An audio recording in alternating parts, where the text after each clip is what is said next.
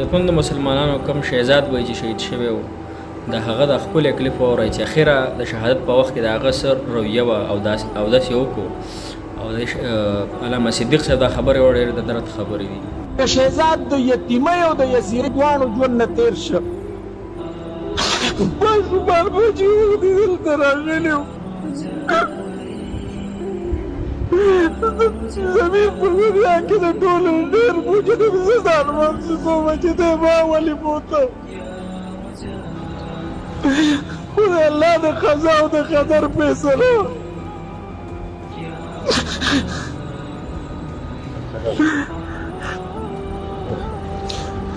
دا خو چې سړی هلته لاړ شي او راځي او ګل په جان ځوان دی راغستی لکه دغه خلک یادوم چې دا کوم د انسانیت وینه تویوي دوی څه وایي چې د کورونو کې به څه تېرېږي. په بهرحال دا ډېر لوی دک او درد دی خو زمونږ الحمدلله د آخرت عقیده ده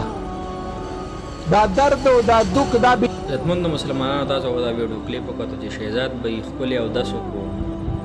او د الله جل شانه فیصلې دي بس انسان د څنګه رنګ مرګ ورکړي چاته څنګه مرګ ورکړي دا د الله جل شانه فیصلې دي خو چې موږ به مرګ غواړو د شهادت ځکه د بېغیرتۍ مرګ باندې وسه کوي چې په بستره باندې مړ کېږي. حضرت معاویه رضی الله مبارک راضي وي چې کله بیمار شو په کټ باندې شو وفات کېدو نه هغې نه مخکې عرض وکړو چې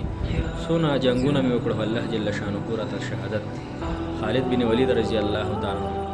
چې شهادت مرګ راته الله نصیب نه کړو دا په دعاګانو سره الله جل شانه نصیب کوي چې الله ته فریاد وکړي او الله نه وغواړي ځکه چې انسان څرنګه دنیا کې زندګي تېرې حدیث مبارک کې راځي هغه رنګ الله جل شانه مرګ ورکوي.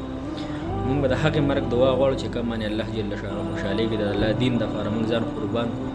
الله جل شانه به ته به وښیو چې الله دا مې ستا دین دپاره قربانې کړي. نن موږ خپله هم د الله دین دپاره نه دی کړو صحابه به وینې قربانولې خپل بچي خپلې ښځې به قربانولې.